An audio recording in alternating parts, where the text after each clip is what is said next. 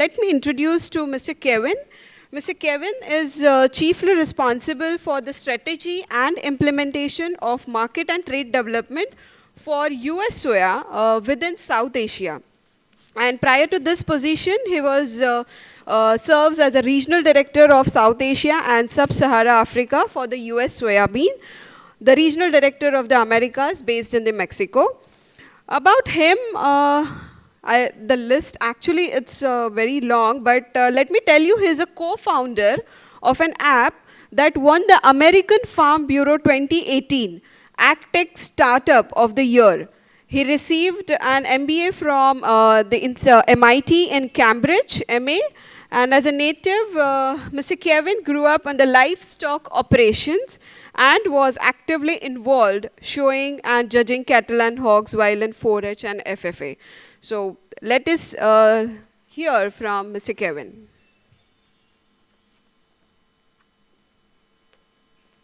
Well, good day, everyone, and thank you very much for attending this conference. It's a great pleasure to be with you virtually. Unfortunately, I cannot be with you in person, but I very much look forward to the day where I can be. Unfortunately, I'm in Agra right now at the Global Oil Conference. So appreciate everyone being here. And I just wanted to say a few quick opening comments that I think I'm seeing the world through my lens.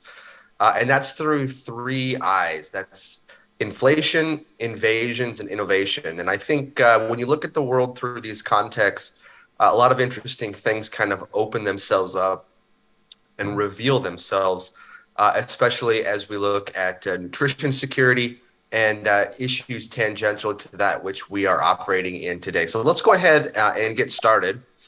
As I mentioned, inflation, invasions, and innovations is really kind of where a lot of the issues are taking place, either in aspects of food inflation and or food nutrition security. Mr. Putin's war and invasion of Ukraine has put constraints and bottlenecks throughout the entire world in many aspects.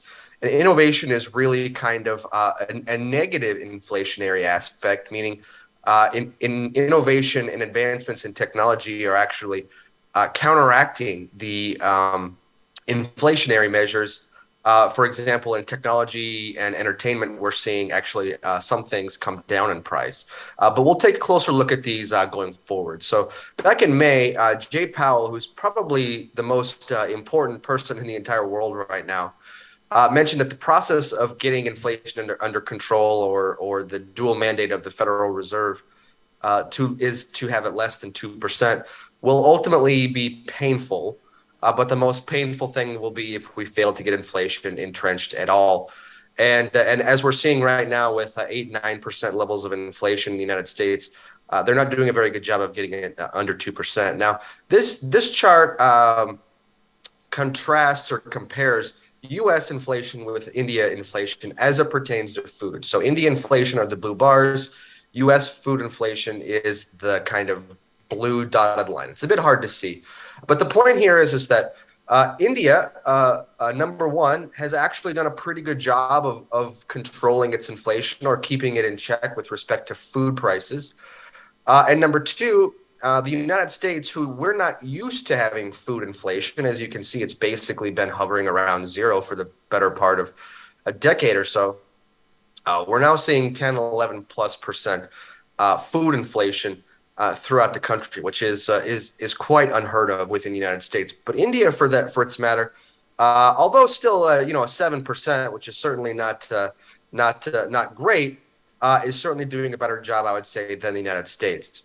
Now, one interesting thing that I'm looking at, especially as through my lens of the soy industry, is what's going on with poultry consumption and aquaculture consumption in India, because these are the two main drivers of soybean meal growth. Now, over the past decade plus, India has seen nearly 12% compound annual growth rates year over year on soybean meal consumption. So remarkable growth and very steady. I mean, if you look at the dates, we're some of those times in the beginning, we're coming out of a global financial crisis. Obviously, COVID's in there. some periods of political uncertainty, India's policy to restrict or remove cash from its society. There's been a lot of issues going on, and still remarkable growth in the soybean meal consumption sector. Now, if you juxtapose that with India's soybean meal production sector, you see something quite different. In fact, India's soybean meal production is effectively flat. You have growth here, but you have decays there, and so overall, over the course of the past decade, effectively it's flat, and so that creates obvious constraints on producers when you have a domestic industry that's growing like gangbusters, but you have a production which is erratic, number one, but flat, number two. And so as you can see here in the 2022-23, the very farthermost right column, yes, there still is obviously a gap between production and supply, and that's obviously why India is exporting. But you can see that the trend is clear, and that's why India is becoming kind of this transitional importer of soybean meal, which we've seen over the past 2 years, which I think is quite interesting. Now, why is this? Well, effectively, Indian soybean production is also flat. You could say, well, in consumption, production's been growing. And if you take a very narrow view, yes, you could probably argue that. But if you zoom out and take a look at the bigger picture over the last 10 or 15 years, I think anyone that looks at this graph has to admit that Indian soybean production is effectively flat. Why is that? Well, production comes in the form of two issues. One is area, and two is productivity. So these are a graph comparing U.S. and India soybean yields and a scale of metric tons per hectare. Now you can see, again, India's soybean yields, despite having some of the most opportunistic and optimistic times in seed innovation and technological advances, is also effectively flat. And so this is requiring acreage expansion in order to keep pace with this demand that we're seeing. Oh, by the way, as you probably know, India is also the #1 importer of vegetable oils as well. So you have this tremendous demand for both the protein, which is what you're all here today for, but also the oil component. And you have a productivity aspect that's effectively flat. Now, I don't mean to draw this out to pick on Indian farmers, obviously, but I do think that it is an opportunity for innovation as we look at slides coming up later in my presentation. The second aspect is invasions, and I think this has been widely reported on in the news almost every day, in fact, every day. But so I'm going to take a bit of a different slant here. And I'm going to look at one of the issues that many people aren't actually talking about, and that is fertilizer. And so when you talk about fertilizer, I think a couple interesting issues come to about. One, when you're planting soybeans in the U.S. as opposed to, say, corn, soybeans are what we refer to as a nitrogen fixing crop. So they take nitrogen out of the air. They still require nitrogen, but they're able to take it out of the air and use it for themselves. So as a result, we don't necessarily need to apply that to the ground as fertilizer. Now, economics are changing, and maybe in the future we'll see more of this. But as it stands right now, most farmers don't apply nitrogen to soybeans. So that actually makes soybeans a cheaper crop to grow, especially in the United States, which is what the pie graph is showing. Total cost per acre at about $600 per acre. And most of that is in land. And as you can see, the fertilizer aspect, the phosphate and potash, also take up a significant component. But if you look at that on the right, this is where I think things get quite interesting. The U.S. fertilizer of nitrogen is only 12% imported, phosphate 9% imported. Now, we do import most of our potash at 93%, but most of that comes across the border in rail from Canada. So effectively, it's a North American arbitrage. So that is to say that we import much less fertilizer than, say, our South American counterpart in Brazil. But also, especially when you tease out even more interesting data points, when you look at who Brazil also gets their imports from, When you're talking about nitrogen, 21% comes from Russia. Phosphate, 15% comes from Russia. Potash, 26% comes from Russia. All at or near the top of Brazil's importing partners with respect to fertilizer. So this could be a challenge as time goes on with respect to opening up this market and getting Brazil's access to enough fertilizer for production, especially of their corn and soybean crops going forward, especially compared to the United States. And finally, innovation. Now, I could have taken a lot of different routes with this topic, but I think one topic that is of interest to me is an unknown narrative, or an unknown fact, I should say, that global land use for agriculture has peaked. And let me say that again, because that comes as probably a surprise to many of you, but global land use for agriculture has peaked. Now, various agencies differ on exactly when that happened, basically ranging from 1990 to 2000. But the one thing that they all agree on is that, in fact, it has, in fact, peaked. This is something that may come as a surprise to many of you, as many people expect, as population increases and as disposable incomes increase. Land use also will continue to increase, but this is not true as this graph shows.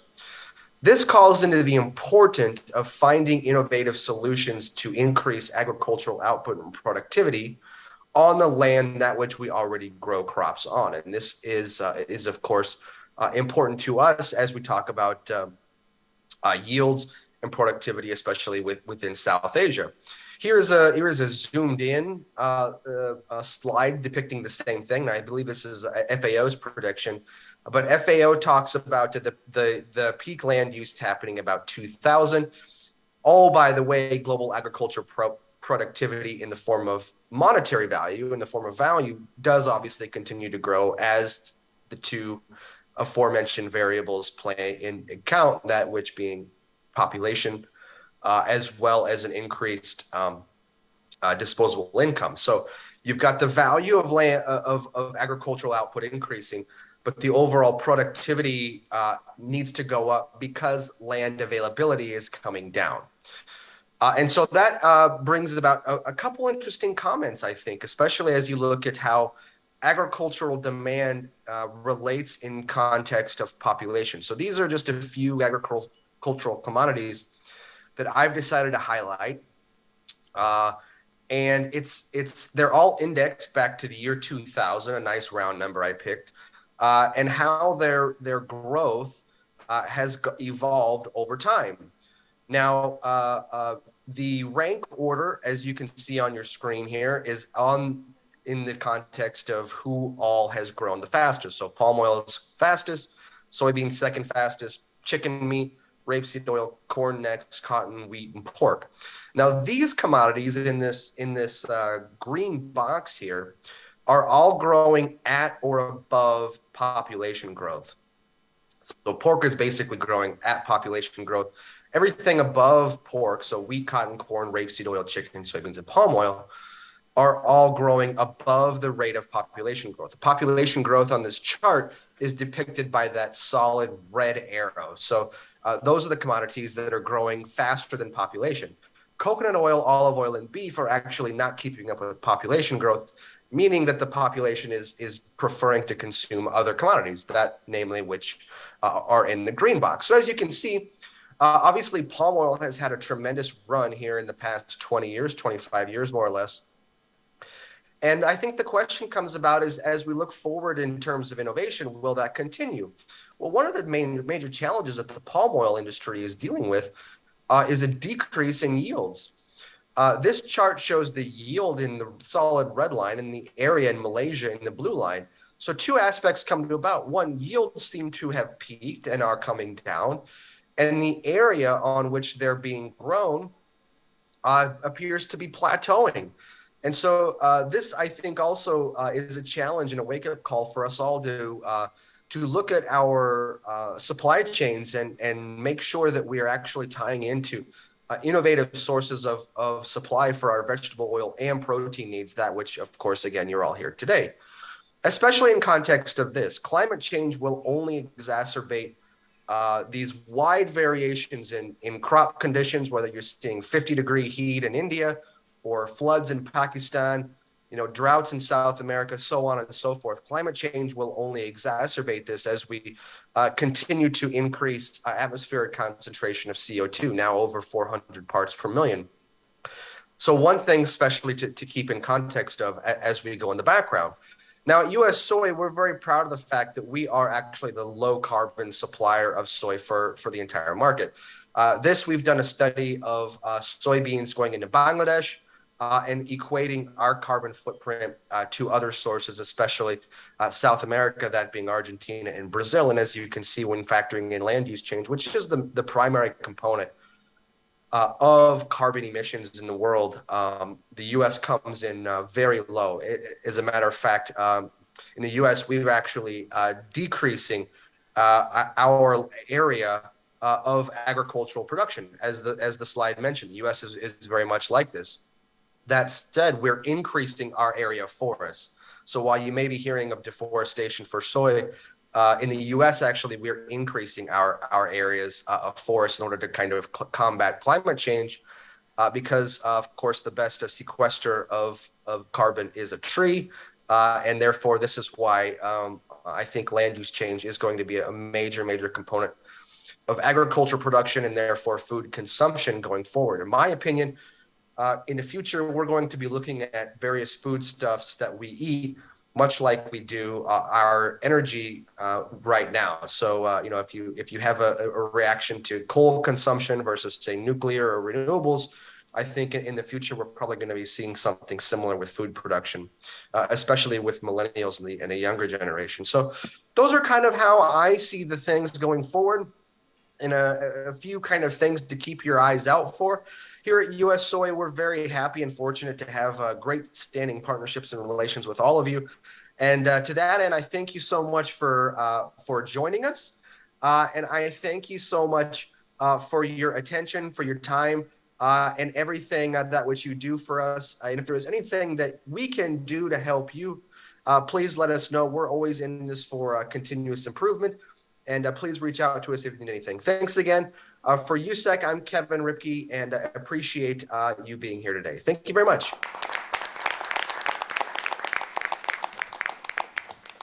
That was Mr. Kevin, and I must say it was very much informative. And this is the start of the day. I remember what Madam started with, कि आज हम लोग यहाँ सीखने आए हैं, and that was the informative session where we get a lot of information on the yields, the carbon footprints, and how the soya is, how they are also as a soya, so US soya, how they have committed towards this contribution. So that was Mr. Kevin, and thanks to Mr. Kevin.